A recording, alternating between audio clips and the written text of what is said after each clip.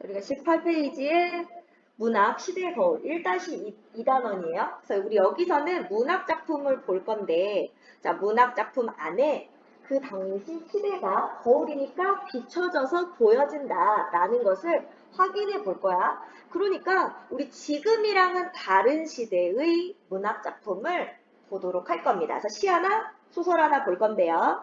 자, 우리 작품이라는 거, 문학 작품은 작가가 자기가 살면서 어떤 사회를 겪게 되겠지, 내 삶과 동떨어져서 작품을 쓰지는 않습니다. 여러분들이 예를 들면 일기를 쓴다든지 친구한테 편지나 문자 메시지를 쓸 때 다 쓰고 싶은 말이 있어서 전하고 싶은 내용이 있으니까 쓰겠지, 문학도 마찬가지로 작가가 하고 싶은 말이 있어서 쓰는 거야. 그때 자기 삶을 바탕으로 할 수밖에 없겠죠. 혹은 자기가 살고 있는 시대를 바탕으로 할 수밖에 없어. 그러다 보니까 문학 작품은 시대랑 잘라내서 동떨어진 걸로 볼 수는 없습니다. 물론 시대를 빼고 작품만 오롯이 감상할 수도 있지만 작가의 창작 의도나 작품 안에 담겨있는 진짜 주제를 파악하기 위해서는 시대를 잘 알아야 작품을 더 깊이 있게 감상할 수가 있어요. 그래서 우리 이번 단원에서는 작품에 드러난 사회문화적 배경을 바탕으로, 자, 그러면 작품에 드러난 사회문화적 배경이라고 했는데 어떻게 찾을 거냐? 시라면 시 속에 나와 있는 시어나 혹은 화자의 상황, 화자가 이야기하는 것을 바탕으로 사회문화적 배경을 찾아볼 거야. 그러니까 우리 시를 읽을 때는 사회문화적 배경을 나타내주는 시어나 식구를 찾을 수 있어야 되고요. 소설에서도 마찬가지로 시대적 배경을 나타내주는 소재들, 그리고 인물이 어떤 행동을 취하는지 그것도 역시 시대랑 관련이 있습니다. 그래서 그런 것들을 바탕으로 시대의 사회문화적 배경을 파악할 거고, 이것을 바탕으로 작가는 왜 이런 작품을 썼을까? 이 시대에 이런 것은 무슨 말을 하고자 하는 걸까? 자, 의도를 바탕으로 주제를 잘 파악할 수 있습니다. 그래서 우리 여기서는 시, 가난한 사랑 노래와 소설, 기억 속의 들꽃의 사회문화적 배경을 파악하고, 자, 그래서 가난한 사랑 노래는 70년대, 기억 속의 들꽃은 6.25 전쟁이니까 50년대 초겠죠? 자, 그래서 이것을 바탕으로 창작 의도, 왜 이런 문학 작품을 썼을까? 자, 이것을 추측해보는 활동을 할 거예요. 자, 사회문화적 배경을 바탕으로 작품의 의미를 이해하기. 자, 단지 주제만 파악하는 데서 끝나는 게 아니에요. 자, 사회문화적 배경을 바탕으로 이 작품을 잘 이해해서, 아, 작가가 이런 의도로 이런 내용을 전달했고, 그래서 이 속에 담겨있는 메시지, 주제는 이거구나. 이해하고 나서 두 번째, 지금이랑 다르잖아. 현재를 살고 있는 우리에게 이 작품이 어떤 의미를 줄 수 있는가. 요거를 지금의 관점에서 파악해 볼 수 있습니다. 시대를 뛰어넘어서 변하지 않는 보편적 가치를 담고 있는 경우도 있고요. 혹은 시대가 다르기 때문에 그때는 가치라고 봤지만 지금은 아니라고 보거나, 혹은 그때는 가치 있다고 느끼지 않았던 부분에서 현재 새로운 가치를 발견할 수도 있어. 그래서 우리 작품을 제대로 이해하고 더 나아가서 현재를 살고 있는 우리의 관점과 현재 우리 시대나 장소, 이 상황 안에서 작품이 어떤 가치가 있는가, 과거와 변하지 않는 가치를 지녔는가, 아니면 새로운 가치를 발견할 수 있는가, 이런 것들을 파악해 볼 겁니다. 자, 그럼 우리 시가 가난한 사랑 노래라는 시가 나올 거고, 두 번째는 기억 속의 들꽃이라는 소설이 나올 건데, 소설이 더 기니까 소설을 먼저 보고 그 다음 시를 보도록 할게요. 뒤로 쭉 넘어가 볼까? 몇 페이지냐? 23페이지부터 기억 속의 들꽃이라는 소설이 나오고 있습니다. 자, 우리 여기서는 사회문화적인 배경을 알려주는 소재 매우 중요하다고 그랬고, 인물이 이런 시대 상황 속에서 어떤 행동을 취하고 있는지도 보라고 그랬고, 그래서 작품을 제대로 이해하고 나서 오늘날의 관점에서 다시 한 번 더 새로운 가치를 발견하거나 혹은 오늘날 우리가 여기서 무엇을 얻을 수 있는지 생각해 보라고 했어요.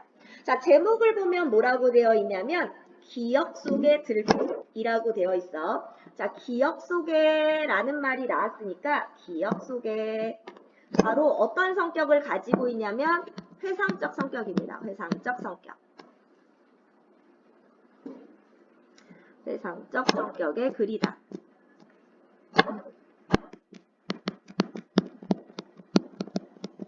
자, 회상적 성격의 글이고요. 자, 그래서 기억 속에, 자, 그래서 1인칭, 나가 기억 속에 들꽃과 같은 삶을 살다가, 자, 들꽃과 같은 삶을 살다간 명선이라는 이 아이를 여전히 기억하고 있다.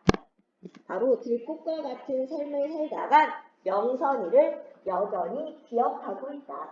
내 기억 속에 들꽃 같던 명선이. 이게 바로 이 소설의 제목의 의미입니다.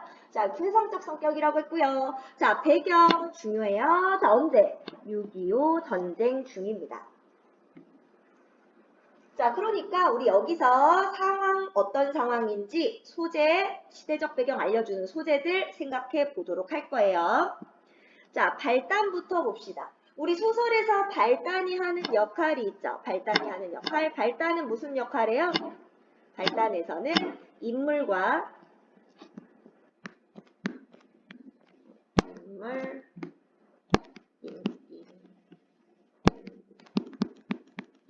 인물과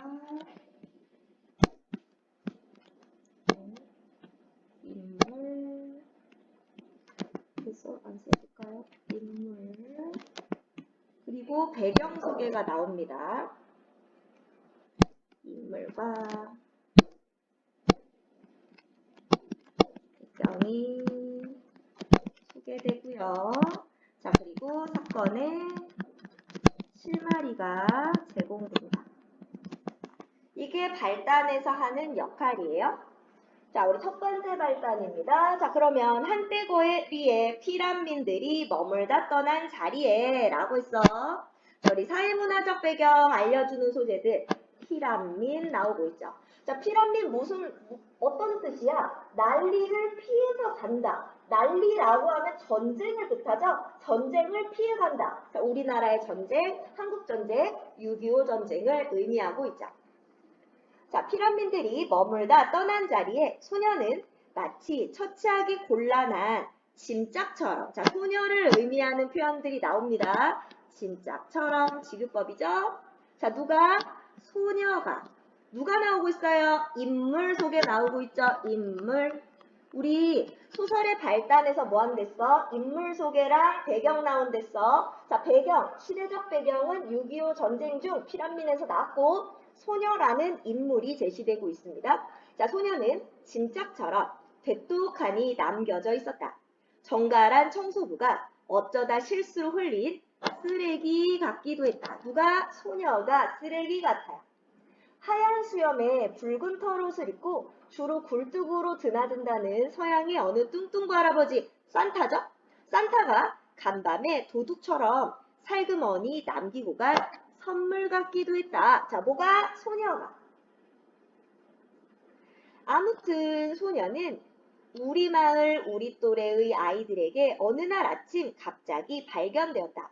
선물치고는 무척이나 지저분하고 망측스러웠다. 미처 세수도 하지 못한 떼껍데기. 우리들 눈에 비친 그의 모습은 거의 거지나 다름없을 정도였다. 우리들 역시 그다지 깨끗한 편이 못 되는데도 그랬다. 자, 소녀에 대해서 이야기합니다. 자, 여기까지는 소녀죠? 자, 먼저 쫓기는 사람들의 무리가. 자, 쫓기는 사람들의 무리는 누구야? 피란민들을 말하고 있죠. 피란민.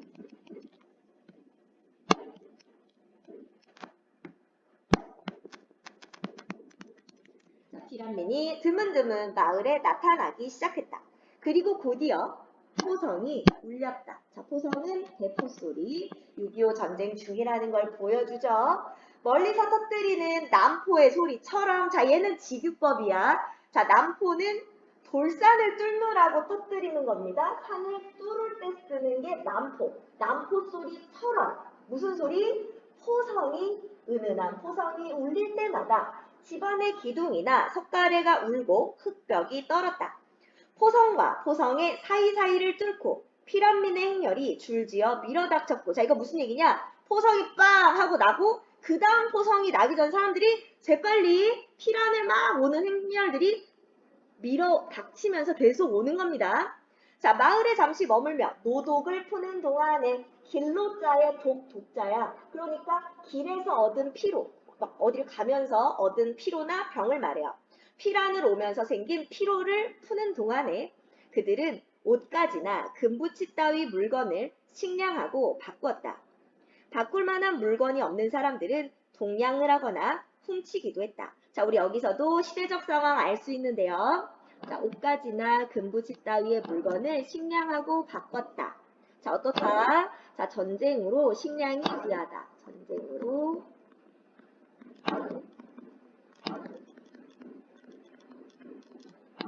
식량이 귀한 당시의 사회 문화적인 상황을 알 수 있죠. 또 바꿀 만한 물건이 없는 사람들은 동냥을 하거나 훔치기도 해요. 어때? 양심적이질 않네. 사람들이 막 훔치려고 하죠. 자, 그래서 어떻다? 인간성을 상실해 간다라는 것도 보여줘. 인간성을 상실해 가고 있어요. 양심이나 도덕이나 이런 것들은 다 어디 가버렸어.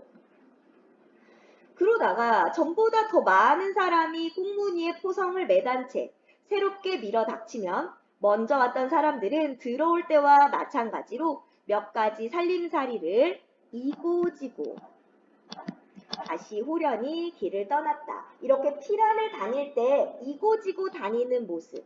여기 그림 보세요. 남자는 등에 지게를 지고 있고 여자는 머리 위에 보찜을 이고 있지. 자, 이걸 뭐라고 부르냐면 이렇게 피란을 떠나는 사람들의 모습을 남부여대라고 불러요. 남부여대. 남부여대. 여대 이름이 아니고 남자는 남부, 지고 여자는 여, 대는 인다는 뜻이에요. 남자는 지고 여자는 이고 살림살이를 이고지고 여기저기 피란 다니는 모습. 요것을 남부여대라고 합니다. 자, 그래서 길을 떠났다. 자, 피란민들이 나왔고요. 어느 마을이나 다 사정이 비슷했지만 특히 우리 마을로 피란민들이 많이 몰리는 것은 만경강 다리 때문이었다. 자, 만경강이라는 구체적인 지명이 나오고 있어. 자, 그래서 구체적인 지명이 나오고 있습니다. 우리 여기서 뭘 알 수 있니? 공간적 배경을 알 수 있고요. 자, 어디구나 라는 거 알 수 있고 또 사실성도 부여해요. 사실성을 부여한다. 사실 소설은 진짜가 아니라 작가가 상상해서 꾸며 쓴 글이잖아. 근데 진짜인 것처럼 만들어주는 게 이렇게 구체적으로 있는 실제 지명을 사용하고 있어요. 자, 그래서 만경강 다리 때문이었다. 자, 그래서 우리 동네는 만경강 다리 남쪽에 위치한 어느 시골 마을이라는 사실을 알 수 있습니다. 자, 북쪽에서 다리를 건너 남쪽으로 내려오다 보면 자연 우리 마을을 통과하도록 되어 있었다. 우리가 알기로는 세상에서 제일 긴 그 다리가 자, 우리라고 했으니까 1인칭 시점이라는 것이 나타나고 있고요. 자, 그럼 뭐게? 자, 1인칭 서술자인데 자, 이 소설에서 나는 누구다? 나이가 어리다. 어리다는 것을 보여줍니다. 바로 어린 서술자. 자, 서술자가 나이가 어려요. 어렸을 때 보면 별거 아닌데 되게 커 보이고 되게 길어 보이고 이런 거 있죠? 얘네들이 알기에는 세상에서 제일 긴 다리입니다. 바로 서술자가 나이가 어리다. 왜 어린이를 서술자로 설정했을까? 바로 전쟁과 가장 대비되는 게 어린이죠. 반대 위치에 있는 거. 그래서 전쟁으로 인해서 어른들의 성격이 파탄나고 있는 거. 어른들의 인간성이 상실되고 있는 거. 그리고 전쟁이 얼마나 비극적인가를 보여주기 위해서 누가 말하는 게 제일 효과적이야? 어린아이가 말하는 게 훨씬 더 비극적으로 느껴지겠지. 어른이 말하는 것보다 어린이가 말했을 때 더 효과적입니다. 그래서 어린 서술자를 사용하고 있고요. 시점은 1인칭 관찰자 시점이에요. 바로 나가 등장하는데 내가 주인공은 아니고요. 바로 자, 그래서 졸랐어요. 자, 사달락 가시면 밥을 굶어야 된다. 밥도 안 먹고 잠도 안 자고. 알았지요? 탭돌에서 오줌 누고 뜰팡에다 똥 싸고. 알았지요? 자, 지금 누나가 나한테 코치를 해주는 거야. 야, 너 지금 피랑 가고 싶으면 완전 때를 쓰고 뒹굴어야 돼. 이 얘기야. 그러니까 너 빨리 피랑 보내달라고 밥도 굶고 잠도 자지 말고 그리고 막 울고 벌고 뒹굴면서 여기저기 똥 싸고 오줌 싸고 막 난리를 쳐야 피란을 보내줄 거다 라고 누나가 시킨 거야. 삽작 살인문짝 밖에서 누나가 내 귀에 대고 연신 끈끈한 목소리로 속삭였다. 집안에서 내 청이라면 웬만한 것은 다 들어주는 아버지의 성미를. 자, 바로 나는 남자애, 누나는 여자잖아. 이때 당시는 아무래도 남자애를 좀 좋아했으니까 그 아들이라고 막 이 아버지가 다 얘 말은 들어줘. 그래서 누나는 10분 충분히 이용할 셈이었다. 나는 누나가 시키는 대로 했다. 누나가 시키는 대로 막 떼쓰고 뒹굴고 다 해봤어. 그러나 아무리 그렇게 울고 떼를 써도 아버지 입에서는 좀처럼 허락이 내리지 않았다. 그러니까 피랑 가라 라고 허락을 안 해줬어. 마침내 아버지한테서 마침내 피란을 가도 좋다는 말이 떨어진 것은 망경강 다리가 무시무시한 폭격에 의해 허리를 잘리고 난 그 이튿날이었다. 자, 그러니까 긴박해진 거죠. 아직은 제법 멀찌마기서 노는 줄만 알았던 전쟁이란 놈이 어느새 어깨동무라도 하려는 기세로 바싹 다가와 있었으므로. 자, 그럼 우리 여기요. 여기까지. 어디서부터 할까? 자, 아직은 제법 멀찌마기서 노는 줄만 알았던 전쟁이란 놈이 어깨동무라도 하려는 기세로 다가옵니다. 바로 전쟁을 사람처럼.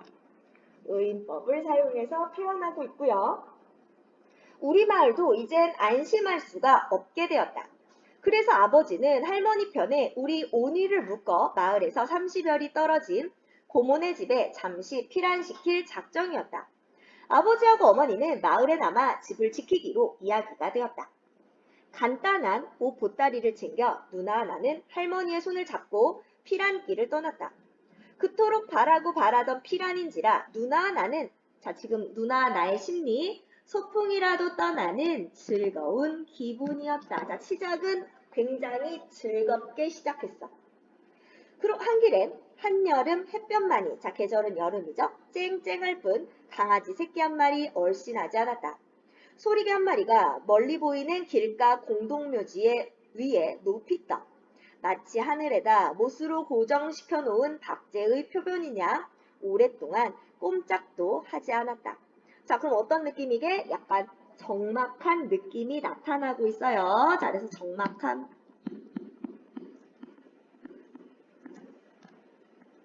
자, 다 늦게 피란을 떠나는 사람은 아무도 없었다. 더구나 여느 피란민의 물결을 거슬러 북쪽을 향해서 먼 길을 가는 사람은 우리들 뿐이었다. 고모네가 살고 있는 마을은 북쪽 산골이었다. 거기 말고는 달리 피란 갈 만한 데가 없었다. 적막에 쌓인 공동묘지 옆을 지나면서도 나는 조금도 무서운 줄을 몰랐다. 남들처럼 우리도 지금 피란을 가고 있다는, 자, 우리도 지금 피란을 가고 있다는 흥분에 사로잡혀 임자 없는 무덤에 뻥 뚫린 여우구멍을 보면서도 아무렇지도 않았다. 누나는 오히려 한술 더 떴다. 더 기분이 좋아. 더 흥분돼 있어. 더 업돼 있어. 길가 아카시아 나무에서 잎을 따 손에 들고 한 개씩 똑똑 떼내면서 누나는 학교 운동장에서 나는 노래, 어떤 노래? 운동장에서 친구들끼리 놀면서 장난치면서 부르는 노래를 입속으로 흥얼거리고 있었다. 여우야 여우야 뭐하니 밥 먹는다. 무슨 반찬? 개구리 반찬? 이불 밑에 이 잡아먹고 송장 밑에 핏 빨아먹고. 자, 이런 노래를 부르면서 가고 있다는 거야. 자, 그래서 어때요? 자, 지금 기분이 얘네들은 신나지만 전체적으로 굉장히 적막하고 뭔가 그래. 자, 그러다가 갑자기 누나가 노래를 뚝 꽂혔다. 자, 갑자기 전환되죠. 그때 한길 저쪽에서 뿌연 먼지 구름을 끌면서 달려오는 오토바이를 나는 보았다. 그럼 누나는 어때? 지금 놀라.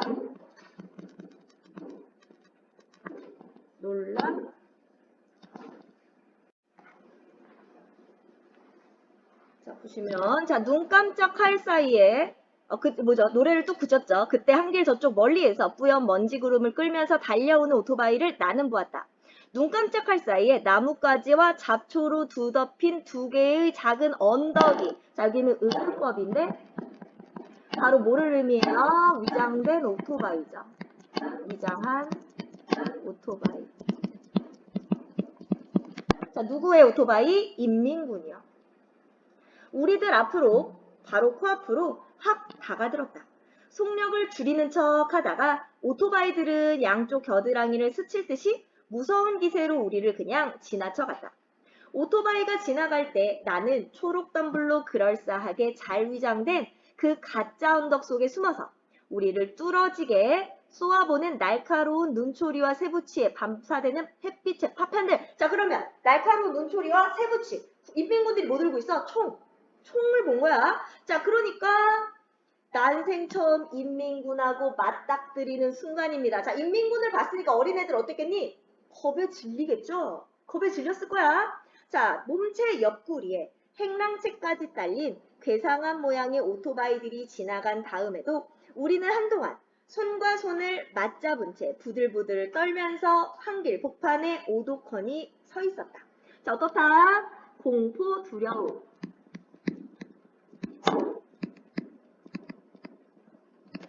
자, 처음엔 어땠어요? 자, 너무 소풍이라도 떠나는 즐거운 기분, 그리고 와, 비랑 간다, 신나고 흥분, 그러다가 인민군을 만나서 놀라고 공포와 두려움으로 바뀌죠.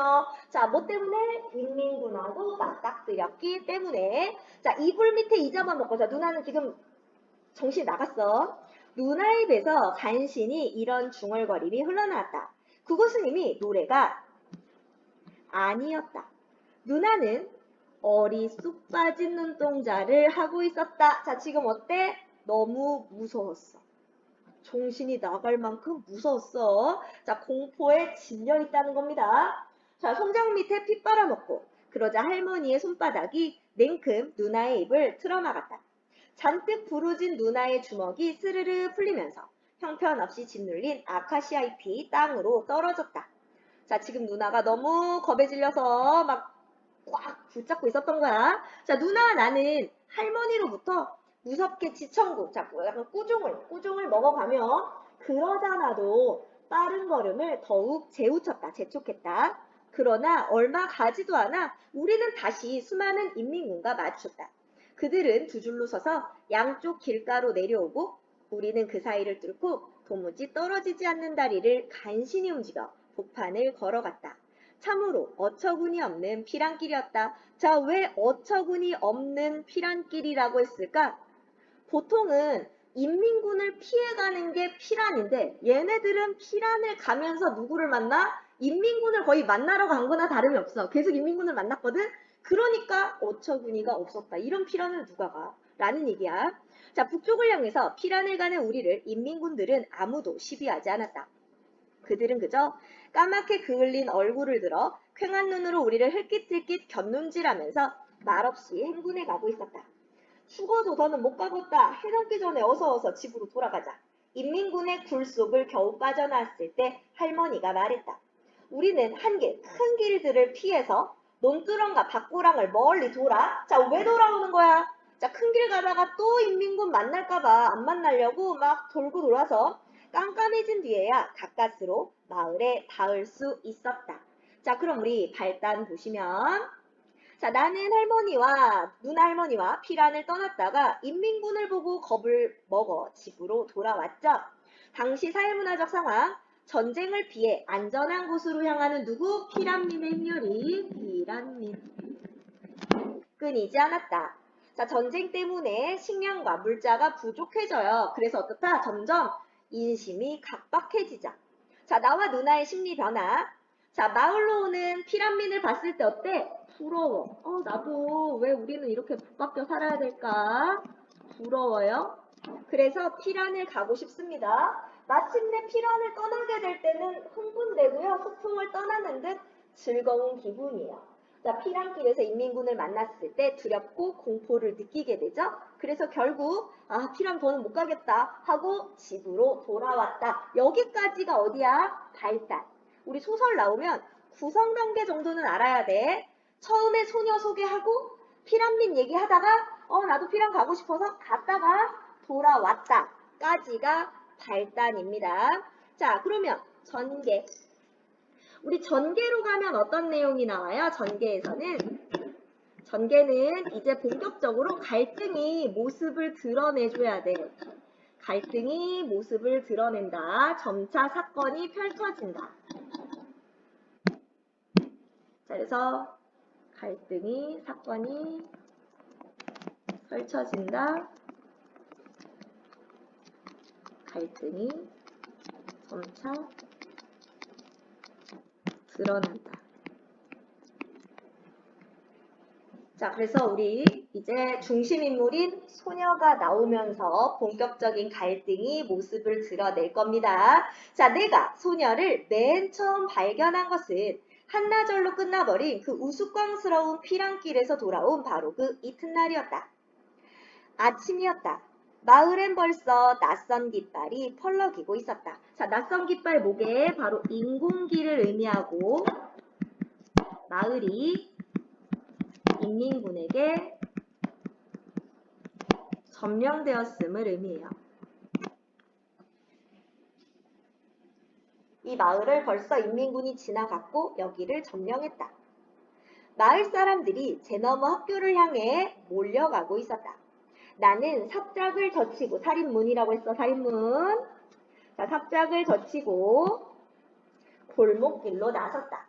이에 생판 모르는 녀석이 간드러진 소리로 나를 부르고 있었다. 자, 이렇게 간드러진 소리 이런 것들이 이 녀석이 여자아이라는 것을 암시하는 부분들입니다. 자, 예를 들면 간드러진 소리.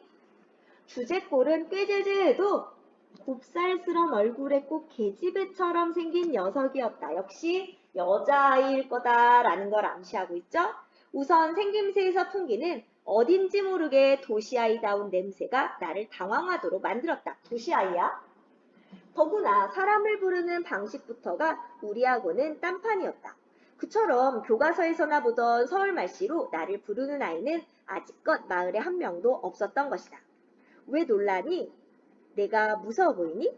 조금도 무섭지는 않았다. 자, 그러면 얘는 어때요? 자, 먼저 막 말을 거는 좀 적극적이면서도 겁이 없는 성격.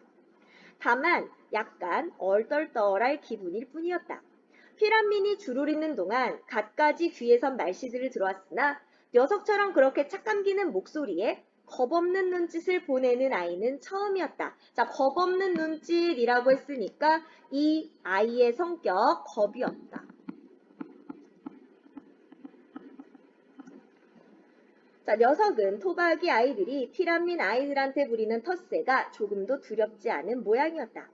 너희 엄마 집에 계시지? 내가 잠시 어물거리는 사이에 녀석은 계속해서 계집애 같이 앵앵거리면서 역시 여자아이일 거라는 거 암시하고 앞으로 다가왔다. 나는 얼김에 고개를 끄덕였다. 어쩌녁부터 굶었더니 배고파 죽겠다. 엄마한테 가서 밥 좀 달래자. 오히려 녀석이 앞장을 서고, 자, 녀석은 어떤 성격? 적극적이다. 내가 그 뒤를 따랐다. 내가 오히려 소극적이죠? 나는 녀석의 바지 주머니가 불룩한 것을 보았다. 걸음을 옮길 적마다 불룩한 주머니가 연방 덜렁거리고 있었다. 자, 그럼 이 주머니에 뭔가 있을 거고 뒤에 이어질 것들을 연결시켜 줄 겁니다. 자, 그러면 이 주머니에 뭐가 있을까? 자, 틀림없이 간밤에 누구네 밭에서 서리를 한 설익은 참외 아니면 감자가 그 속에 들어 있을 것이었다. 자, 이건 나의 추측.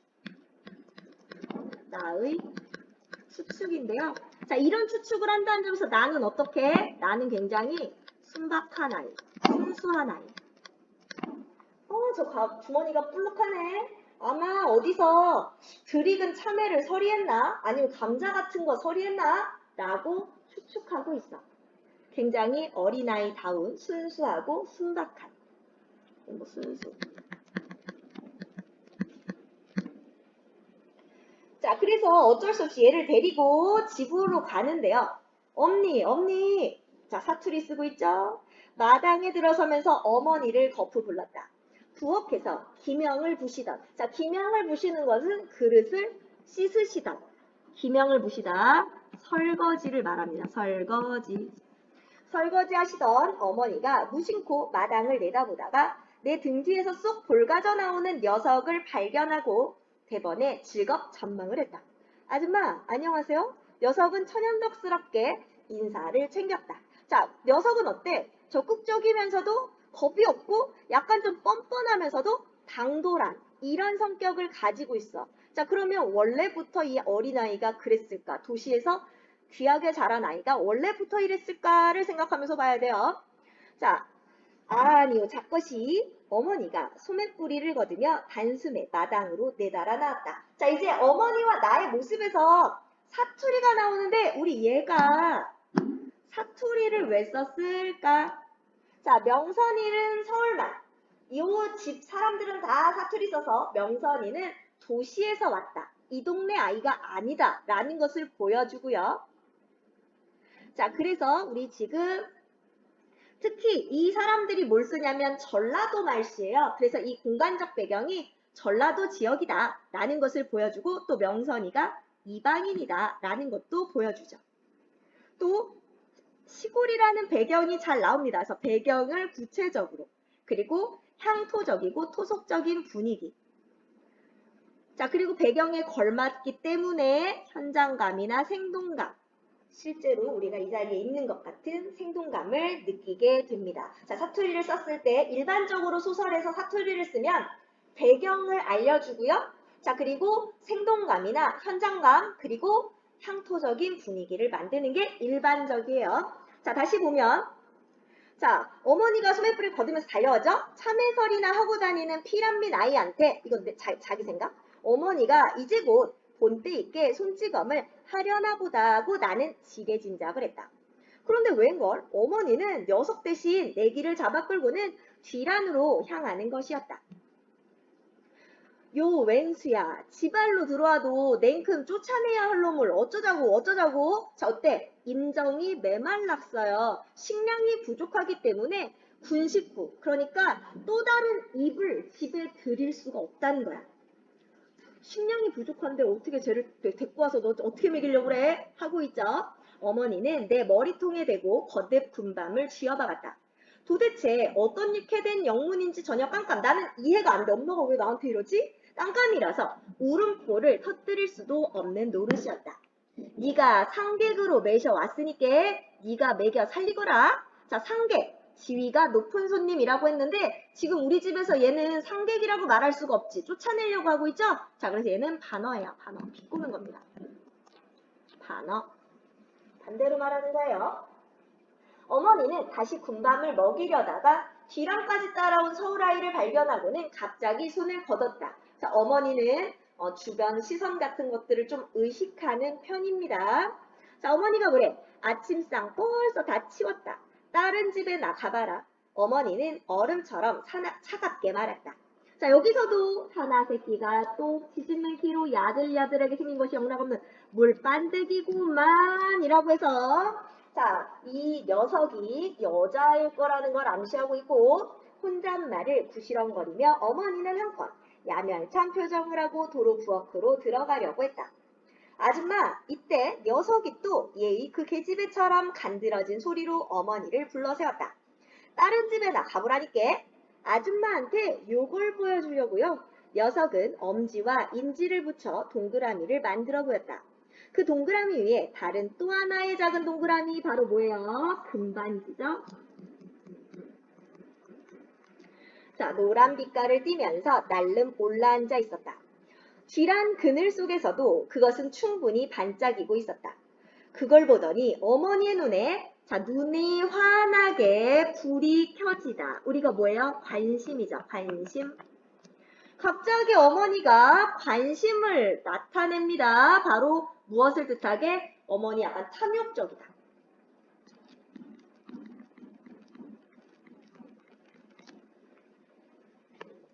자, 아니 너 그거 금가락지 아니냐? 말이 채 끝나기도 전에 금반지는 어느새 어머니의 손에 건너가 있었다. 솔개가 어머니가 금반지를 채듯이 병아리를 채듯이 금반지를 착 채가서 자 서울아이 손에서 금반지를 낚아채어 어머니는 한참을 치 떠보고 위로 떠보고 내리 떠보는가 하면 그 위로 들었다가 아래로 갔다가 하면서 혓바닥으로 침을 묻혀 무명저구리 앞섭에 싹싹 문질러 보다가 나중에는 이빨로 깨물어 보기까지 했다. 자, 뭐 하는 거야? 금인지 확인한 거야. 마침내 어머니 얼굴에 만족스러운 미소가 떠올랐다. 아, 이거 진짜 순금이네. 금이라는 걸 알게 됐죠? 아가, 자, 여기 중요하죠? 아가, 너 요런 것 어디서 났냐? 자, 지금 뭐 때문에? 금반지 때문에 뭐가 딱 호칭이 바뀌어요. 호칭의 변화. 태도가 완전히 바뀌었다는 것을 보여줍니다. 어머니가 원래는 야멸차게 굴었다면 금반지를 보여주자마자 아가 하면서 갑자기 다정하게 바뀌어요. 어떻다? 탐욕적이다. 이해타산적이다. 자, 옷고름에 실밥을 뜯어 그 속에 얼른 금반지를 넣고 웅숭 깊은 저 밑바닥까지 확실히 닿도록 두어 번 흔들고 나서 어머니는 서울 아이한테 물었다. 놀랍게도 어머니의 목소리는 서울아이의 그것보다 훨씬 더 간드러지게 들렸다. 자, 어머니 어떻다? 계산적이고 이해타산적이라는 것을 보여줍니다. 땅바닥에서 주웠어요. 숙부네가 떠난 다음에 자리에 가봤더니 글쎄 요게 있잖아요. 자, 옆에 보시면 전쟁으로 인해서 어른들이 어떻게 됐어요? 인심이 야박해졌다. 물질에 집착하고 탐욕스러워졌다. 자, 금반지 때문에 달라진 엄마의 모습에서도 나타나고 있죠. 자, 녀석이 이젠 아주 의기양양한 태도로 당당하게 대답했다. 그 말을 어머니는 별로 귀담아 듣는 기색이 아니었다.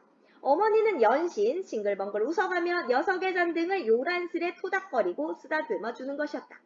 아가, 요 다음번에 꼭 요런 거 생기거들랑 다른 누구 말고 꼭 이 아줌니한테 가져야 된다. 알았냐? 네, 꼭 그렇게 하겠어요. 다음에 다시 금반지를 줍기로 무슨 예정이라도 되어 있는 듯. 자, 우리 아까 블록한 주머니랑 이거랑 연결이죠. 더 있단 말이야. 더 있어. 암시를 계속 주고 있어. 녀석의 입에서는 대답이 무척 시원스럽게 나왔다. 어서 방 안으로 들어가자. 애린 것이 천리 타가서 부모 잃고 식구 놓치고 얼마나 배고프고 속이 작았냐. 이런 곡절 끝에 명선이는 우리 집에서 살게 되었다. 마지막으로 마을에 남게 된 유일한 피란민이었다. 인민군한테 발 뒤꿈치를 밟혀가며 피란을 내려왔던 명선네 친척들은 역시 인민군보다 한 걸음 앞서 부랴사랴 우리 마을을 떠나면서 명선이를 버리고 갔다. 그래서 명선이는 피란민 일가가 묵다가 떠난 자리에서 동네 사람들에 의해 하나의 골치 아픈 뒤퉁거리로 발견되었다. 그럼 명선이는 유일한 피란민이고 골치 아픈 뒤퉁거리입니다. 자, 왜 골치 아픈 뒤퉁거리야? 자, 식량이 부족한데 얘를 챙겨야 되니까요. 누나하고 내가 할머니를 따라 피란을 떠나던 바로 그날 아침의 일이었다. 자, 그래서 명선이가 금반지를 내고 우리 집에 살게 되는데요. 자, 녀석은 어때? 당돌하고 적극적이죠. 나는 순진하고 소극적입니다. 자, 바로 나는 꾀재재해도 곱살스러운 얼굴에 계집애처럼 생겼다고 했고 계집애처럼 야들야들하게 생겼다고 했고 자, 뒤에 가서 녀석이 뭐다? 여자, 아이로 밝혀지는 복선이 됩니다. 자, 여기서 중심 소재 금반지요. 자, 금반지는 명선이의 생존수다. 자, 어른들의 탐욕을 나타내는 소재. 자, 명선이와 어른들의 갈등을 유발하고요. 결국 명선이를 죽음으로 이끄는 소재입니다. 자, 더 달라 보시면 자, 명선이는 누나나 나하고 같은 방을 쓰기를 바라는 눈치였다. 그러나 어머니는 먼 촌일가로 어린 나이에 우리 집에 와서 말만한 처녀가 되기까지 부엌대기 노릇하는 정림이한테 명선이를 내맡겨버렸다. 당분간 집 안에서 머슴처럼 부리면서 제 밥값이나 하도록 하자고 어머니와 아버지가 공론하는 소리를 나는 밤중에 얼핏 들을 수 있었다. 저 어머니와 아버지는 금반지를 받고도 머슴처럼 부려서 밥값이나 함께 하자라고 의논했단 말이야. 어떠다? 이해타산적이다.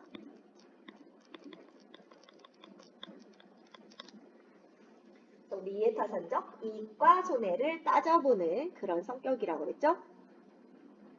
애당초 명선이를 머슴으로 부리려던 어른들의 생각은 큰 잘못이었다. 세상의 어떤 끈으로도 그 애를 한 곳에 얌전히 붙들어둘 수 없음이 이내 밝혀졌다. 쇠어물로 쓸 꼴이라도 배우라고 낫과 망태기를 쥐어주면 그걸 그 애는 아무데나 내버리고 누나와 내 뒤를 길을 쓰고 쫓아오곤 했다. 한 번도 해보지 않은 일이라서 죽어도 못하겠다는 것이었다. 자, 그러니까 이 녀석, 자, 이 명선이는 어떻다? 전쟁이 나기 전에는 어때? 도시에서 귀하게 자란 아이라는 것을 나타내주고 있어. 그 애가 자신있게 할 수 있는 일이란 그저 먹고 노는 것 뿐이었다.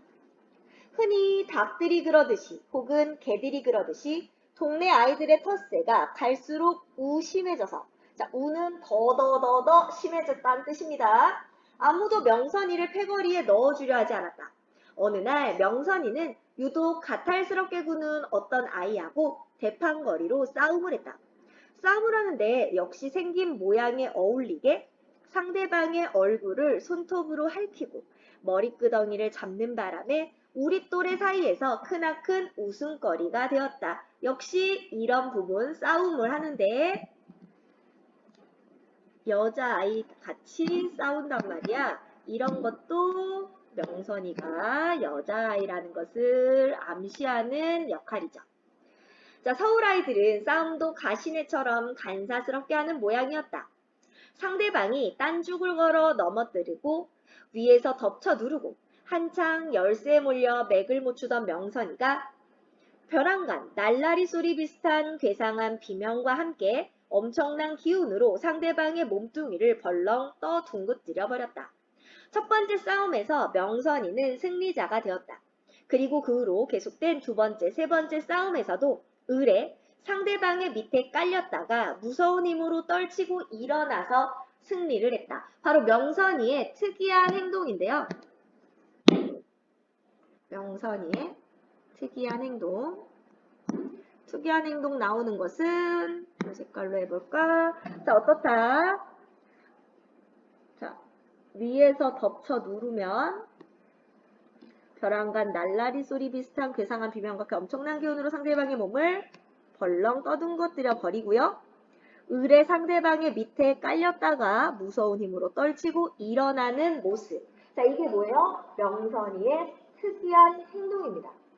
자, 싸울 때 특이한 행동을 하더라. 자, 그럼 왜 이렇게 특이한 행동을 할까? 그 이유가 나오게 되는데 어느 날 명선이는 부모가 죽던 순간을 나에게 이야기했다. 피란길에서 공습을 만나 가까운 곳에 폭탄이 떨어졌는데, 자, 이런 거 지금 다 시대적 배경을 보여주고 있죠. 한참 정신을 잃었다 깨어나 보니 어머니의 커다란 몸뚱이가 숨도 못 쉴 정도로 전신을 무겁게 덮어 누르고 있더라는 것이었다. 자, 바로 특이한 행동의 원인이 나왔죠? 바로 공습으로 죽은 어머니의 커다란 몸뚱이가, 자, 어머니의 시신 밑에 깔린 기억 때문입니다.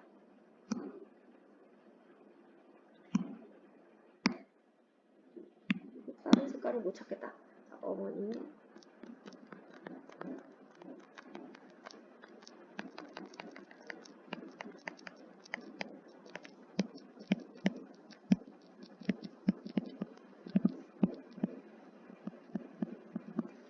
자, 제가 누군가에게 깔리면 막 갑자기 소리를 지르면서 괴력을 발휘하는 이유가 나오고 있죠? 그래서 마구 소리를 지르면서 엄마를 떠밀었단다? 난 그때 엄마가 죽은 줄도 몰랐어. 그리고 명선이는 숙부네가 저를 버리고 도망치던 때의 이야기도 들려주었다. 실은 말이지 숙부가 날 몰래 내버리고 도망친 게 아니라 내가 숙부한테서 도망친 거야. 숙부는 기회만 있으면 날 죽이려고 그랬거든. 자, 여기서도 특이한 모습 나옵니다.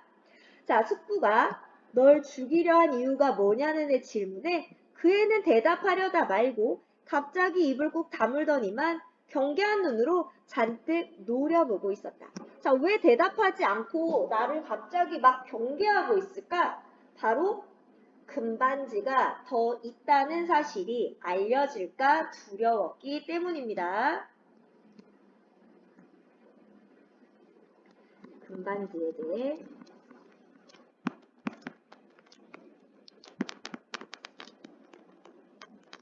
알려질까 두려워서. 자, 경계하는 이유는요. 금반지에 대해서 알려질까봐 두려워요. 왜? 지금 숙부가 어떠니? 숙부 같은 경우는 어떤 사람이야? 굉장히 비정한 사람. 숙부는 비정한 사람. 탐욕적이고 비정하죠. 탐욕적인 게 더 먼저 나오겠지? 자, 바로 금반지에 대한 욕구, 바로 물질에 대한 욕구 때문에 조카인 녀석을 죽이려고 했단 말이야. 정이 없죠? 자, 바로 이렇게 비인간적으로 바뀐 건 뭐 때문이라는 거야? 전쟁 때문이야. 그러면 이렇게 친척인 숙부조차도 자신을 죽이려고 하는데, 혈육을 죽이려고 하는데, 금반지에 대해서 알려지게 되면 어떻게 되겠니? 어른들이 너나 할 것 없이 이 녀석의 금반지를 뺏기 위해서 혹은 이 녀석을 죽이고 금반지를 차지하기 위해서 난리가 나겠지. 그러니까 얘는 이것을 알리지 않기 위해서 나를 경계하게 되는 겁니다. 자, 쳐달락 가면 같은 방을 쓰는 정림이가 어머니한테 불평을 늘어놓기 시작했다. 원래 잠버릇이 엄한 정림이가 어쩌다 다리를 올려놓으면 명선이는 비명을 꽥꽥 지르며 벌떡 일어나 눈에다 불을 켜고 노려본다는 하소연이다. 자, 왜 그러는지는 앞에서 나왔었죠? 또 오랫동안 옷을 갈아입지 않아 명선이 몸에서 지독한 냄새가 난다고 정림이는 오만상을 찡그리기도 했다. 갈아입을 여벌의 옷이 없는 줄 번연히 알면서도 정림이가 그처럼 사사건건 트집을 잡는 까닭은 나이 때문에 내외를 시작한 탓이라고 어머니가 말했다. 머슴애하고 어떻게 한 방을 쓰란 말이냐고 정림이는 처음부터 울상을 지었던 것이다. 가슴이 얼른 알아보게 봉긋 솟고 엉덩이가 제법 펑퍼짐해서 정림이는 이제 처녀티가 완연해져 있었다. 자, 이렇게 정림이가 하소연을 하는데도 얘는 계속 어때? 남자인 척하고 있단 말이야. 자, 커달라. 오르지 않아 명선이를 머슴으로 부리려던 속셈을 어머니는 깨끗이 포기했다. 괜히 말썽이나 부리고 펀둥펀둥 놀면서 삼시세끼 밥이나 축내는 그 뒤퉁거리를 어떻게 하면 내쫓을 수 있을까 하고 궁리하는 게 어머니의 일과였다. 역시 냉정하네요. 아버지 앞에서 어머니는 그동안 먹여주고 재워준 값과 금반지 한 개의 값어치를 따져야 면밀히, 자, 이렇게 따지는 게 뭐라고? 이해타산적인 거라고 그랬지? 천지 신명을 두고 하는 말이지만 걔한테 죄로 가지 않을 만큼 한다고 했구만요. 하기사 난리 때 금가락지 한 돈 중은 똥가락지요. 금 먹고 금똥 싼다면 혹 몰라도, 자, 그래서 뭐래? 쌀토리 금쪽보단 더 귀한 세상인디. 자, 시대적 상황 나오고 있죠. 전쟁으로 인해서 물자가 부족하고 식량이 부족해서 사람들이 어때? 굉장히 인정이 메마르고 이해타산적으로 변해간다. 그러니 전혀르 작것을 어쩌지요? 밥을 굶겨봐. 지가 배고프고 허기지면 더 있으래도 지발로 나가겠지. 자, 정이 없네. 원원이 가가 나가겠소. 물반드기 마냥 반들거림시나 무슨 수를 써서라도 절대 안 굶으라요. 어머니의 판단이 전적으로 옳았다. 끼니 때만 되면 누나를 딱 부릅뜨고 부엌사정을 낱낱이 감시하다가 염치불구하고 밥상머리를 안 떠나는 명선이를 두고 우리는 차마 밥덩이를 목구멍으로 넘길 수가 없었다. 자, 그래서 명선이도 보통 애가 아니야. 자, 명선이 어린아이답지가 않고 굉장히 약간 뻔뻔하면서도 되게 영악한 모습을 계속 보여줄 거거든? 원래 그런 게 아니라 뭐 때문이다? 전쟁으로 변해버린 거다라는 거야. 자, 전개 두 번째. 기대와 달리 명선이는 놀고 먹기만 해서 나의 부모님에게 미움을 사게 되는데요. 자, 명선이의 특이한 행동. 누구 밑에 깔리면 무서운 힘으로 떨치고 일어납니다. 바로 뭐 때문이라고 그랬죠? 바로 공습으로 죽은 어머니의 시신 밑에 깔렸던 어머니. 기억이 떠오르기 때문이죠. 자, 숙부가 죽이려고 한 이유가 뭐니? 라고 물어보니까 자, 나를 경계해. 왜? 금반지에 대해서 알려질까봐 두렵기 때문이에요. 자, 이제 위기로 갑니다. 위기로 가면 자, 갈등이나 긴장감이 고조돼요. 갈등, 긴장감, 고조. 자, 어른들과 명선이의 갈등이 더 커질 겁니다. 갈수록 밥 얻어먹는 서름이 심해지자 하루는 또 명선이가 금반지 하나를 슬그머니 내밀어 왔다. 먼저 본 것보다 약간 굵어 보였다. 찬찬히 살피고 나더니 어머니는 한돈하고도 반짜리라고 조심스럽게 감정을 내렸다. 길에서 주웠다니까요. 어머니의 다그침에 명선이는 천연덕스럽게 대꾸했다. 거참 요상도어다. 다른 사람은 눈을 까디집어도 안 뵈는 노다지가 어째 네 눈에만 유독 들어온다냐? 그러나 어머니는 명선이가 짓거리는 말을 하나도 믿으려 하지 않았다. 명선이가 처음 금반지를 주웠을 때처럼 흥분하거나 즐거워하는 기색도 아니었다. 명선이의 얼굴을 유심히 들여다보는 어머니의 눈엔 크고 작은 의심들이. 자, 이제 어머니는 의심을 하기 시작해요. 어떤 의심? 금반지를 주운 게 아니라 이 녀석이 금반지를 많이 갖고 있는 게 아닌가? 라는 의심을 하고 있죠? 자, 호박처럼 지규 올망졸망 매달려 있었다. 자, 어머니는 이제 의심하기 시작합니다. 그날 밤에 아버지는 명선이를 안방으로 불러 아랫목에 앉혀놓고 밤늦도록 타일러도 보고 으름장도 놓아보았다. 자, 지금 아버지와 명선이의 외적 갈등이 나오게 됩니다. 하지만 명선이의 대답은 한결같았다. 왜? 이거 자기 생명줄이란 말이야. 거짓말이 아니라고요. 참말이라고요. 길에서 놀다가 너 이놈 다른 데로 되지 못할까? 아버지의 호통소리에 명선이는 비죽비죽 울기 시작했다. 우는 명선이를 아버지는 또 부드러운 말로 달래기 시작했다.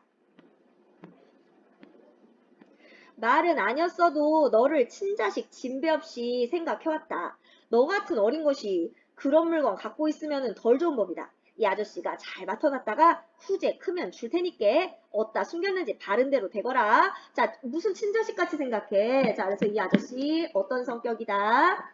위선적이다. 겉으로는 착한 척하고 있지만 사실은 금반지를 뺏으려고 하는 거죠. 아무리 달래고 타일러도 소용이 없자 아버지는 마침내 화를 버럭 내면서 명선이의 몸뚱이를 뒤지려 했다. 아버지의 손이 옷에 닿기 전에 명선이는 미꾸라지같이 안방을 빠져나가 자취를 감춰버렸다. 그리고 그날 밤 끝내 우리 집에 돌아오지 않았다. 틀림없다. 몇 개나 되는지는 몰라도 토이스케다. 어디다 감췄는지 네가 살살 알아봐라. 혼자서 어딜 가거든 눈치 한 채게 따라가 봐라. 입맛을 쩝쩝 따시던 아버지는 나한테 이렇게 분부했다. 옷 속에다 누볐는지도 모른다. 어머니가 옆에서 거들었다.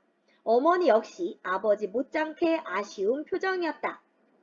아버지의 이마에서는 땀방울이 찌걱찌걱 배어나오고 있었다. 아버지는 벌겋게 충혈된 눈을 등잔 불빛에 번들번들 빛내면서 숨을 씩씩거렸다. 꼭 무슨 일을 저지르고야 말 것만 같은 모습이었다. 자, 지금 뭐 했어? 아버지의 외양묘사. 아버지의 겉모습을 묘사했죠. 자, 우리 오른쪽 가면 인물의 심리 제시 방법. 자, 심리나 혹은 인물의 성격을 제시하는 방법이 있습니다. 두 가지가 나오는데요. 직접 제시와 간접 제시로 나눠볼 수가 있어. 자, 직접 제시는 어떤 거냐면 서술자가 말을 직접 말해주는 방법이에요. 그래서 예를 들면 이런 거야. 아버지는 탐욕적이다, 탐욕스럽다 라고 말해주면 직접 제시야. 근데 여기서는 아버지의 말과 행동을 보여줬죠. 바로 서술자가 서술하는 게 아니고 그 인물의 말과 행동, 표정을 통해 드러내는 게 간접 제시야. 지금 아버지의 모습을 보여줬죠. 외양묘사. 그래서 아버지는 어떻다? 금반지에 대한 욕심과 흥분된 심리를 나타내주고요. 욕심과 흥분. 그래서 약간 탐욕적이다라는 것을 보여줘요. 탐욕적. 자, 바로 간접적 제시입니다. 간접 제시. 자, 다시 고달락으로 가보시면 그 이튿날 점심 무렵부터 명선이에 관한 소문이 마을에 파다하게 퍼졌다. 자, 어떤 소문? 난리통에 혈혈단신이 된 서울아이가 금반지를 많이 가지고 있다. 이 소문은 이야기였다. 어떤 사람들은 그 아이가 10개도 넘는 금반지를 저만하는 곳에 꽁꽁 감춰두고 하나씩 꺼낸다더라고 수군거리기도 했다. 입이 방정이라고 정림이가 어머니한테 호되게 꾸중을 들었다. 어머니의 지시에 따라 누나와 나는 돌아오지 않는 명선이를 찾아 마을 안팎을 온통 헤매고 다녔다. 자, 그래서 정림이가 소문냈다는 거. 낫더위가 한풀 꺾이고 어둠발이 켜켜이 내려앉을 무렵에야 명선이는 당산 숲속에서 발견되었다. 우리가 그 애를 찾아낸 것이 아니라 그 애가 돼지 멱다는 소리로 한바탕 비명을 질러 사람들을 불러 모은 결과였다. 이 나무 저 나무 올마 다니는 매미처럼 당산 숲속을 팔모로 헤집고 다니며 거듭거듭 내지르는 비명소리를 듣고서 맨 처음 달려간 사람들 축에 아버지도 끼어 있었다. 너 그놈들이 누구누군지 내 다 안다. 어디 사는지 내 다 받았으니까 날만 샜다 하면 물꼬를 낼 것이다. 자, 물꼬 죽일 것이다. 해뜩해뜩 뒷모습을 보이며 당산 골짜기 어둠 속으로 꽁지가 빠지게 달아나는 남자들을 향해 아버지는 길길이 뛰며 입에 거품을 물었다. 아가, 이자 아무 염려 없다. 어서 내려오니라 어서. 한 걸음 뒤늦어 득달같이 달려온 어머니가 소나무 위를 까마득히 올려다보며 한껏 보드라운 말씨로 달랬다. 소나무 둥치에 딱정벌레처럼 달라붙어 꼼짝도 않는 하얀 궁둥이가 보였다. 놀랍게도 명선이는 시원스러운 알몸뚱이로 있었다. 어느 겨울에 어떻게 거기까지 기어 올라갔는지 명선이는 까마득한 높이에 매달려 홀랑 벌거벗은 채 흐느끼고 있었다. 바로 어른들이 명선이를 발견하고 금반지를 찾기 위해서 막 뒤지려고 하니까 명선이가 도망가려다 보니까 옷이 벗겨졌을 수 있겠죠? 그래서 그 상태로 막 도망가서 올라가서 울고 있는 거야. 바로 어떤 모습? 바로 어른들의 탐욕에 상처를 입은 명선이의 모습이죠. 자, 어른들의 탐욕으로 상처를 입은 명선입니다. 자, 아무리 내려오라고 타일러도 반응이 없자 아버지가 팔손해를 걷어붙이고 올라가 위험을 무릅쓰고 고개라도 하듯이 그 애를 등에 업고 내려왔다. 자, 그래서 내려왔는데 엄마가 지금 가려주는 부분이네. 오메오메 자가 지지배하녀 땅에 내려서기 무섭게. 얼른 돌아서며 사타귀를 가리는 명선이를 보고 누군가 이렇게 고함을 질렀다. 나 또한 초저녁 어스름 속에 얼핏 스쳐 지나가는 눈길만으로도 그한테는 고추가 없다는 사실을 넉넉히 알아차릴 수 있었다. 뭐 그러게 말이네. 여기도 명선이의 특이한 행동. 머슴인 줄 알았더니 이제 보니 지지배구먼. 자, 지금 여자인데 남자아이인 척 했단 말이야. 자, 남자아이인 것처럼 행동한 이유는 뭐 때문이다? 전쟁 중에 살아남기 위해서. 전쟁에 살아남기에는 남자아이인 것이 더 유리하다고 생각했기 때문에. 바로 전쟁 상황 속 살아남기 위해 남자 아이가 더 유리하다 생각해서.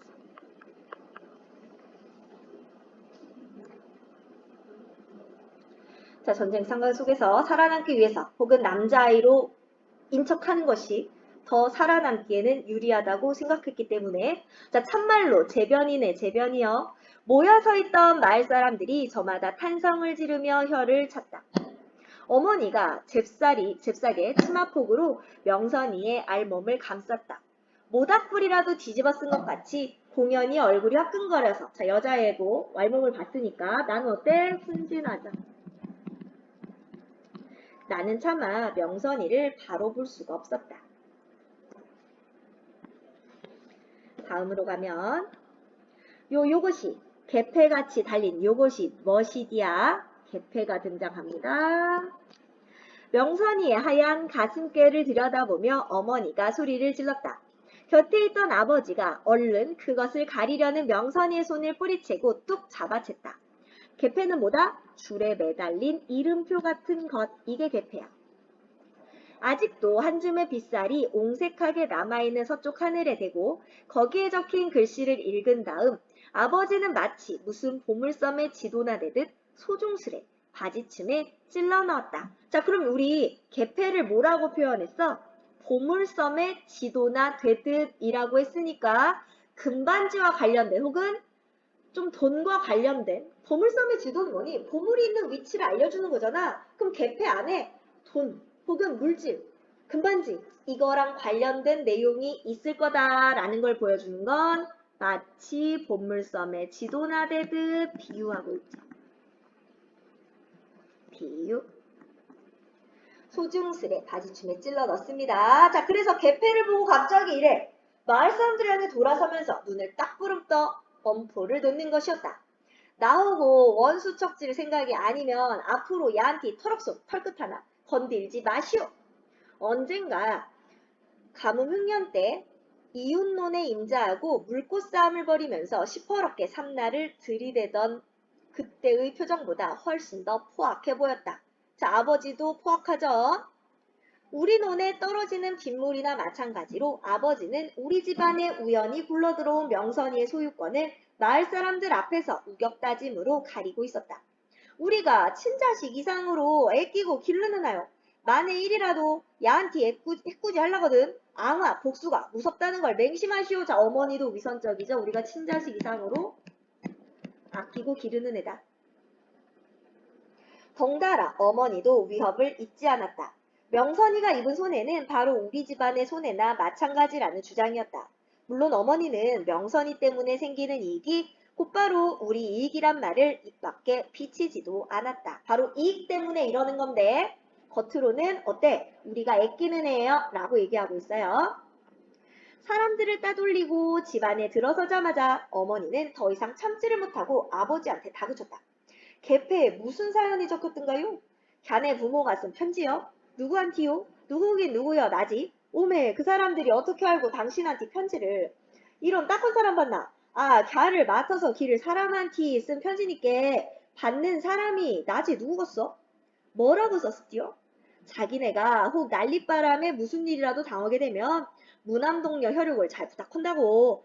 저승 가서도 은혜는 잊지 않겠다고.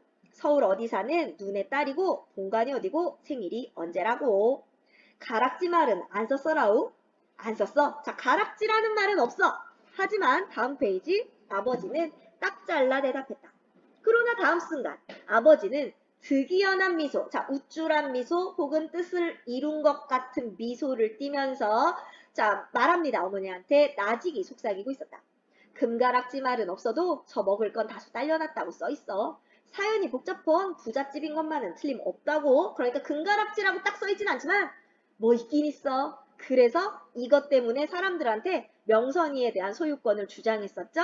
자 그러면 자 금반지의 출처를 묻는 추궁을 피해 집을 나간 명선이가 여자라는 것이 밝혀지고 나의 집에 계속 머물게 된다. 여기가 위기.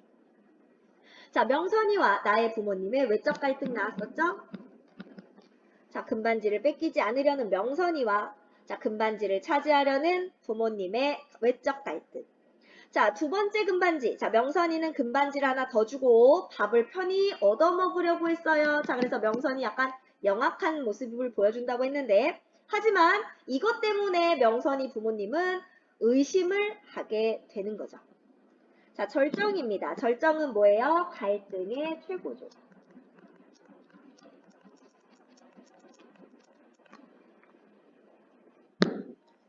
자, 명선이를 달아나지 못하게 감시하는 새로운 임무가 나한테 주어졌다. 우리 식구 모두는 상전을 모시듯이 명선이에게 한결같이 친절했다. 왜? 금반지를 얻어내려고. 동네 사람 어느 누구도 감히 넘볼 마음을 못 먹도록 뚝심 좋은 아버지는 그의 주위에 이중 삼중으로 보호의 울타리를 쳐놓고 언제나 안심하지 못했다. 나는 그의 그림자 노릇을 착실히 했다. 그러나 금반지를 어디다 감춰뒀는지 그것만은 차마 묻지를 못했다. 시간이 흐를수록 그 애는 내 사투리를 닮아가고 나는 반대로 그의 서울말을 어색하게 흉내내기 시작했다. 자, 나는 순진하고 애가 순수하기 때문에 금반지에 대해서 명선이한테 물어보질 못해. 그리고 시간이 흐르면서 말투가 닮아간다는 건 뭐게? 점점 친해져 가고 있습니다. 점점 친해지고 있어. 원래 친해질 때 친구들끼리 말투부터 닮기 시작하죠? 자, 소달라, 본래, 타고난 본래의 여자 모양을 되찾은 후에도 명선이는 갈데없는 머슴이었다. 하는 짓거리마다 시골 아이들 뺨치는 개구쟁이였고 토박이의 텃세를 계집애라는 이유로 쉽사리 물리칠 수 있게 되면서부터 온갖 망나니 짓에 오히려 우리의 앞장을 서곤 했다. 다람쥐처럼 나무도 뽀르르 잘 타고 둔벙에서는 물오리나 다름없이 헤엄도 잘 쳤다. 수놈 날개에 노랗게 호박가루를 칠해서 암놈으로 위장하여 말잠자리를 우리보다 솜씨 있게 낚는가 하면 남의 집 울타리에 달린 호박에 말뚝도 맞고 여름밤에 개똥벌레를 여러 마리 종이봉지 안에 가두어 어른이 담뱃불 흔드는 신용을 하면서 다가와 술래를 따돌리는 재간도 부릴 줄 알았다. 인공치아에서 역시 시대적 배경 보여주죠. 인공치아. 학교가 쉬는 동안을 우리는 마냥 키드득거리며 떼뭉쳐 어울려 다녔다. 자, 심심할 때마다 명선이는 나를 끌고 허리가 끊어진 만경강 다리로 놀러 가곤 했다. 자, 허리가 끊어진 만경강 다리. 바로 이것은 전쟁으로 인한 어떤 전쟁의 폐허 혹은 전쟁의 참혹함.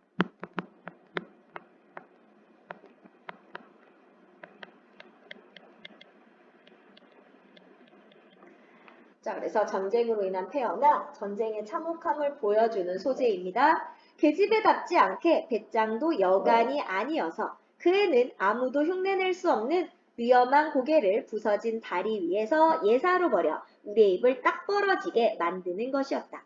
누가 제일 멀리 가는지 시합하는 거다. 폭격으로 망가진 그대로 기나긴 다리는 방치되어 있었다. 자, 폭격. 자, 그럼 어떻게 생겼냐? 난간이 떨어져 달아나고 바닥에 커다란 구멍들이 뻥뻥 뚫린 채 쌀뜨물보다도 흐린 신누런 물결이 일렁이는 강심 쪽을 향해 곧장 뻗어나가다가 갑자기 앙상한 철근을 엿가락 모양으로 어지럽게 늘어뜨리면서 다리는 끊겨 있었다. 자, 요런 모습들이 전쟁의 폐허 혹은 전쟁의 참혹함을 나타내 주고요. 얽히고 설킨 철근의 거미줄이 간댕간댕 허공을 가로지르고 있는 마지막 그곳까지 기어가는 시합이었다. 그리고 시합에서 승리자는 언제나 명선이었다. 웬만한 배짱이라면 구멍이 숭숭 뚫린 시멘트 바닥을 기는 것은 누구나 할 수 있는 일이었다. 하지만 시멘트가 끝나면서 강바닥이 까마득한 간격을 두고 저 아래에서 빙글빙글 매물 도는 철구 근처에 다다르면 누구나 오금이 굳고 팔이 떨려 한 발도 더는 나갈 수가 없었다. 오로지 명선이 혼자만이 얼키설키 허공을 건너지른 엿가락 같은 철근에 위태롭게 매달려 세차게 불어대는 강바람에 누나한테 얻어입은 치맛자락을 펄렁거리며 끝까지 다 건너가서 지옥의 저쪽 가장자리에 날름 올라앉아 귀신이냐 이쪽을 보고 낄낄거리는 것이었다. 자, 왜 하필이면은 지옥이고 왜 귀신처럼 앉아 있을까? 바로 명선이가 죽을 거다 혹은 명선이의 어떤 불행한 결말을 암시하는 비유이기도 합니다. 왜 하필이면 이런 걸 썼을까? 자, 그렇게 낄낄거리며 우리들 머슴의 용기 없음을 놀릴 때 그의 몸뚱이는 마치 너를 뛰듯이 위아래로 훌쩍훌쩍 까불리면서 구부러진 철근의 탄력에 한바탕씩 놀아나고 있었다. 바로 명선이가 어떻게 될지를 암시하고 있고요. 어느 날 나는 명선이하고 단둘이서만 다리에 간 일이 있었다. 그때도 그 애는 나한테 시합을 걸어왔다. 나는 남자로서의 위신을 걸고 명선이의 비아냥거림 앞에서 최선의 노력을 다해봤으나 결국 강바닥에 깔린 뽕나무 밭이, 이거 진짜 뽕나무 밭이 아니라 강바닥이 막 푸른색이 마치 뽕나무밭처럼 보이고 갑자기 거대한 팽이가 돼서 어찔어찔 맴도는 걸 보고 뒤로 물러서지 않을 수 없었다. 이제 명선이한테서 겁쟁이라고 꼼짝없이 수모를 당할 차례였다. 야, 저게 무슨 꽃이지? 그런데 그 애는 놀림 대신 갑자기 뚱딴지 같은 소리를 질렀다. 말 타듯이 철근 뭉치에 올라앉아서 그 애가 손가락으로 가리키는 곳을 내려다보았다. 거대한 교각 바로 위, 무너져 내리다만 콘크리트 더미에 이전에 보이지 않던 꽃송이 하나가 피어 있었다. 그러니까 우리 지금 여기 다리가 끊어져 있고 철근이 늘어져 있고 그리고 여기에 또 끊어져 있고 여기에 얘를 받치는 얘가 교각이거든. 무너져 내리다만 교각 여기요. 여기에 꽃송이가 피어 있는 겁니다. 자, 그럼 여기에 앉아가지고 말 타듯이 이렇게 앉아가지고 이 꽃을 꺾는 거예요. 자, 그러면 이 꽃은 어때? 바람을 타고 온 꽃씨 한 알이 교각 위에 두껍게 쌓인 먼지 속에 어느새 뿌리를 내린 모양이었다. 바로 이 꽃송이는 명선이를 상징하죠. 바로 이 들꽃은 명선이를 상징합니다. 자, 왜? 꽃은 어때? 연약하죠. 이 연약한 꽃이 바람을 타고 날아와서 자, 바로 교각, 전쟁의 폐허, 전쟁의 어떤 참혹한 그 위에 꿋꿋이 뿌리를 내리고 살아갑니다. 자, 피란민의 행렬을 따라 우연히 바람을 타고 우연히 이 마을에 들어와서 전쟁의 어떤 폐허, 이 힘든 상황 속에서도 끈질긴 생명력을 가지고 살아가고 있는 명선이와 닮았다. 그래서 이 기억 속의 들꽃은 이 들꽃. 이 들꽃은 마치 뭐와 같다? 명선이와 같다. 명선이처럼 연약한 소녀의 몸으로 끈질긴 생명력으로 살아남고 있죠. 자, 이런 모습이 명선이와 닮았다라는 것을 아시면 되겠고 넘어가 볼까? 자, 꽃 이름이 뭔지 아니? 난생 처음 보는 듯한 해바라기를 축소해 놓은 모양의 동전만한 들꽃이었다. 쥐바라순꽃. 나는 간신히 대답했다. 시골에서 내가 볼 수 있는 거라면 명선이는 내가 뭐든지 다 알고 있다고 믿는 눈치였다. 쥐바라숭이란 이 세상엔 없는 꽃 이름이었다. 엉겁결에 어떻게 그런 이름을 지어낼 수 있었는지 나 자신도 어리벙벙할 지경이었다. 쥐바라숭꽃, 이름처럼 정말 이쁜 꽃이구나. 참 앙증맞게도 생겼다. 자, 또 한바탕 위험한 고개 끝에 그 애는 귀엽고 그 쥐바라순 꽃을 꺾어 손에 들고는 냄새를 맡아보다가 손바닥 사이에 넣어 대궁을 비벼서 양산처럼 팽글팽글 돌리다가 끝내는 머리에 꽂는 것이었다. 그러니까 굉장히 개구쟁이고 애가 막 영악하고 이상한 애인 줄 알았는데 사실은 어때? 굉장히 여성스럽고 감성적인 모습을 가지고 있는 거야. 근데 전쟁 때문에 이렇게 된 거야. 이걸 보여주고 있어. 약간은 감성적인 모습, 꽃을 굉장히 좋아하는 여자아이다운 모습을 보여주고 있다는 거. 다시 이쪽으로 건너오려는데 이때 바람이 휘불어 명선이의 치맛자락에 훌렁 들리면서 중요한 건 여기죠. 머리에서 꽃이 떨어졌다. 자, 이거 중요하죠? 왜? 복선. 아까 꽃은 뭐랬어? 명선이랬어. 자, 그럼 머리에서 꽃이 떨어진다. 바로 이 꽃처럼 명선이도 다리에서 떨어진다. 라는 것을 알려줍니다. 나는 해바라기 모양의 그 작고 노란 쥐바라 손꽃 한 송이가 바람에 날려 신누런 흙탕물이 도도히 흐르는 강심을 향해 바람개비처럼 맴돌며 떨어져 내리는 모양을 아찔한 현기증으로 지켜보고 있었다. 우리가 명선이한테서 순순히 얻어낸 금반지는 두 번째 것으로 마지막이었다. 아버지와 어머니가 온갖 지혜를 짜내어 백방으로 숨겨둔 장소를 알아내려 안간힘을 다해보았으나 금반지 근처에만 얘기가 닿아도 명선이는 입을 굳게 다문 채 침묵 속에 도리질로 완강히 버티곤 했다. 날이 가고 달이 갔다. 어느덧 초가을로 접어드는 날씨였다. 남쪽에서 쳐 올라오는 국방군에 밀려 인민군이 북쪽으로 쫓겨가기 시작한다는 소문이 돌았다. 자, 그럼 오른쪽에 보면 비밀 노트. 뭐예요? 9월 15일 유엔군의 인천 상륙작전을 통해 기세를 떨치며 북진했다. 자, 그럼 여기서 국방군에 밀려서 인민군이 북쪽으로 쫓겨가기 시작한다? 좀 구체적으로 언제쯤인지 알 수 있겠다. 초가을 9월 이후가 되겠죠. 생각보다 전쟁이 일찍 끝나 남쪽으로 피랑 갔던 명선네 숙부가 어느 날 불쑥 마을에 다시 나타날 경우를 생각하면서 어머니는 딱할 정도로 조바심을 치기 시작했다. 내가 벌써 귀띔을 해줘서 어른들은 명선이가 숙부로부터 버림받은 게 아니라 스스로 도망쳤다는 사실을 이미 알고 있었다. 전쟁이 끝나기 전에 어떻게든 명선이의 입을 열게 하려고 아버지는 수단 방법을 안 가릴 기세였다. 그날도 나는 명선이와 함께 부서진 다리에 가서 놀고 있었다. 얘의 그 위험한 고개장난을 명선이는 한창 즐기는 중이었다. 콘크리트 뿌이를 벗어나 그 애가 앙상한 철근을 타고 거미줄처럼 지옥의 가장길을 향해 조마조마하게 건너갈 때였다. 이때 우리들 머리 위의 하늘을 두 쪽으로 가르는 굉장한 폭음이 귓밤을 갈기는 기세로 울렸다. 푸른 하늘 바탕을 질러 하얗게 호주기 편대가 떠가고 있었다. 자, 호주기 시대적 배경입니다.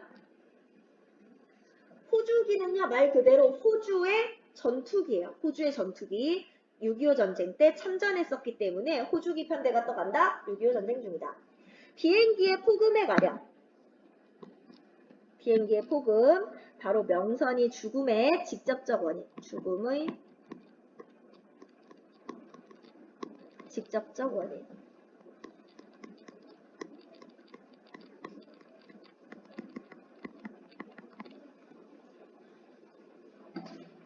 자, 나는 철근 사이에서 울리는 비명을 거의 듣지 못했다. 다른 것은 도무지 무서울 줄 모르면서도 유독 비행기만은 병적으로 겁을 내는 서울 아이, 바로 명선이. 왜? 부모님이 다 공습으로 돌아가셨기 때문에 비행기를 겁을 내죠.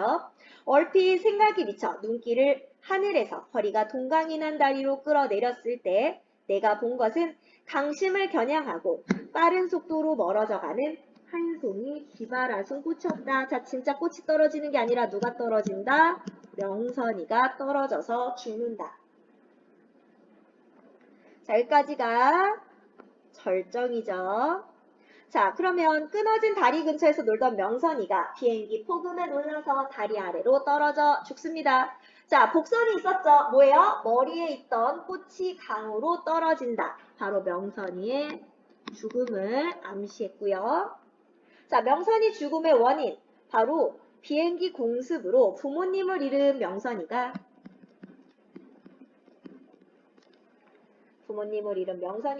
비행기 폭음에 놀라 다리에서 떨어졌다. 자, 명선이의 죽음은 다시 말하면 뭐다? 바로 전쟁의 비극이에요. 전쟁으로 인한 비극. 바로 여기 보시면 쥐바라순 꽃의 의미도 나오고 있죠? 자, 강인한 생명력의 명선이, 전쟁 중에 살아온 명선이의 모습, 그리고 꽃을 보고 좋아하는 명선이의 이런 순수한 혹은 감성적인 면모를 나타내주고 있습니다. 자, 그럼 이제 결말로 가볼게요. 자, 결말은 뭐가 나와야 돼? 갈등의 해소. 갈등이 완전히 해소되고 보통 인물의 운명이 결정된다든지 하는 것들이 보통 결말에 등장하게 되죠. 자, 명선이가 들꽃이 되어 사라진 후 어느 날 한적한 오후에 나는 그때까지 한 번도 성공한 적이 없는 모험을 혼자서 시도해보았다. 겁쟁이라고 비웃는 사람 바로 명선이가 없으니까, 아무도 없으니까 의외로 용기가 나고 마음이 차갑게 가라앉는 것이었다. 나는 눈에 띄는 그 즉시 거대한 팽이로 둔갑해버리는 까마득한 강바닥을 보지 않으려고 생땀을 흘렸다. 엿가락으로 흘러내리다가 가로지르는 선에 얹혀 다시 오르막을 타는 녹슨 철근에 우툴두툴한 표면만을 무섭게 응시하면서 한 뼘 한 뼘 신중히 건너갔다. 철근의 끝에 가까이 갈수록 강바람을 맞는 몸뚱이가 사정없이 까불렸다. 그러나 나는 천신만고 끝에 마침내 그 일을 해내고 말았다. 이젠 어느 누구도 제 아무리 쥐바라 숨고 칠지라도 나를 비웃을 수는 없게 되었다. 지옥의 가장비를 타고 앉아 잠시 숨을 고른 다음 바로 되돌아 나오려는데 이때 이상한 물건이 얼핏 시야에 들어왔다. 낚싯바늘 모양으로 구부라진 철근의 끝자락에다 끈으로 친친 동여맨 자그만 헝겊 주머니였다. 명선이가 들꽃을 꺾던 때보다 더 위태로운 동작으로 나는 주머니를 어렵게 손에 넣었다. 가슴을 잡쬐는 긴장 때문에 주머니를 열어본 내 손이 무섭게 경풍을 일으키고 있었다. 그리고 그 주머니 속에서 말갛게 빛을 발하는, 자, 뭘 봤어요? 자, 말갛게 빛을 발하는 동그라미 몇 개, 자, 뭘 봅니까? 금반지. 보는 순간 나는 손에 든 물건을 송두리째 강물에 떨어뜨리고 말았다. 바로 나는 이 금반지를 발견함으로써 명선이 죽음의 근본적 원인을 알게 된 겁니다. 비행기 폭음에 떨어져 죽었지만 사실 이 금반지를 어른들이 탐욕을 내고 이것을 뺏으려고 하지 않았다면 명선이는 여기에 금반지를 숨기지 않았을 것이고 여기에서 계속 무모한 도전을 하지 않았을 것이고 그렇다면 떨어져 죽을 일도 없었겠죠. 바로 다 뭐 때문이야? 어른들의 탐욕 때문이야. 그럼 어른들의 탐욕은 왜 생겼을까? 전쟁 때문이야. 바로 어른들의 탐욕, 전쟁의 비극성 때문입니다. 자, 여기 어디 위에 있었는데, 자, 여기 있죠? 명선이가 죽은 원인, 별표. 자, 직접적 원인은 비행기의 폭음 때문인데요. 자, 근본적 원인은 사실 뭐 때문이야? 전쟁 때문이야. 자, 전쟁의 잔인함, 그리고 전쟁으로 인한 어른들의 탐욕, 비인간성 때문입니다. 자, 그럼 아래로 가서 정리해볼까? 자, 나는 명선이가 떨어졌던 다리 끝에서 금반지를 발견하고 강물에 떨어뜨리고 말았죠. 끊어진 만경강 다리, 명선이가 금반지를 숨긴 장소고, 그리고 죽게 된 장소죠. 바로 오갈 데 없는 명선이의 처지. 자, 전쟁의 비극성과 처참함을 나타내주는 소재. 자, 제목의 의미는 뭐라고 그랬죠? 전쟁 상황에서 들꽃처럼 살다간 명선이를 잊지 못한다라는 의미입니다. 자, 정리해 볼까요? 자, 우리 소설이고요. 자, 성격, 상징적. 자, 뭐가 상징했게? 자, 들꽃이나 끊어진 만경강다리나 이런 것들이 상징하는 것들이 있었고요. 비극적이죠. 그리고 나가 과거 들꽃과 같은 삶을 살던 명선이에 대해서 회상하는 성격을 가지고 있습니다. 배경은 6.25 전쟁 여름이고요. 자, 공간은 만경강 근처의 시골 마을. 자, 주제 중요해요. 자, 전쟁의 비극성 혹은 인간성 상실. 전쟁으로 인한 인간성 상실. 자, 특징 볼까? 과거 회상의 형식을 취하면서 어린 아이의 시선을 통해 전쟁의 비극성과 비인간성을 드러내줍니다. 또 사투리와 비속어를 써서요. 사투리. 향토성과 사실성을 높였고요. 기억 속의 들꽃. 자, 들꽃이라는 상징적인 제목, 명선이의 비극적 삶의 모습을 나타냅니다. 자, 구성 단계도 꼭 구별해 주라고 그랬어. 자, 발단 1. 전쟁이 나고. 자, 나의 마을에 피란민들이 오고 가요. 그래서 나도 피란을 가고 싶죠? 결국 피란을 갔다가 인민군을 보고 겁을 먹어서 집으로 돌아오는 데까지가 발단. 자, 전개로 가면 자, 피란길에 혼자 남겨진 명선이 자, 이 발견이 되는데요. 나의 어머니에게 뭘 줘? 금반지를 내밀고 우리 집에서 살게 됩니다. 자, 머슴처럼 부리려고 했는데 놀고 먹기만 해서 미움을 사고 어떻게 하면 쫓아낼까 고민하기 시작하죠. 자, 그랬더니 명선이가 뭐해? 또 다른 금반지를 내밀어 오고 자, 이것을 묻는 추궁을 피해 나갔다가 여자라는 것이 밝혀지고 개패도 발견되고 그래서 결국 우리 집에 머물게 돼요. 절정, 끊어진 다리에서 놀던 명선이가 비행기의 폭음에 죽죠. 자, 결말 나는 명선이가 떨어졌던 다리 끝에서 금반지를 발견하고 강물에 떨어뜨립니다. 자, 사회문화적 상황, 전쟁을 피해 안전한 곳으로 향하는 피란민의 행렬이 끊이지 않았고 전쟁으로 식량이나 물자가 부족해서 많은 사람이 어렵고 힘들게 살았다는 것. 자, 명선이를 지옥 저쪽 가장자리에 앉아있는 귀신에 비유했고요. 또 쥐바라 손꽃이 강으로 떨어지죠. 바로 명선이의 죽음을 암시하는 역할. 바로 여기서요. 피란민은 피란을 다니면서 상황이 어려우면 동냥이나 도둑질을 했어요. 명선이는 살아남으려고 뻔뻔하게 행동하고요. 금반지 같은 걸 숨기고 그리고 금반지를 주면서 얻어먹는 아이답지 않은 영악한 모습들을 보여주게 됩니다. 자, 마을 사람들은요. 피란민에 대한 인심이 점점 각박해지고요. 자, 명선이의 금반지를 뺏으려는 탐욕스러운 모습을 보여줍니다. 왜 썼을까? 바로 자, 힘들게 만드는 전쟁과 그리고 이기적으로 변한 사람들의 모습을 비판하고요. 전쟁으로 나타나는 인간성 상실에 대해서 이야기하기 위해서 이런 작품을 썼다는 것을 알 수가 있습니다. 그러면 일단 여기까지 할까? 여기까지 할게요.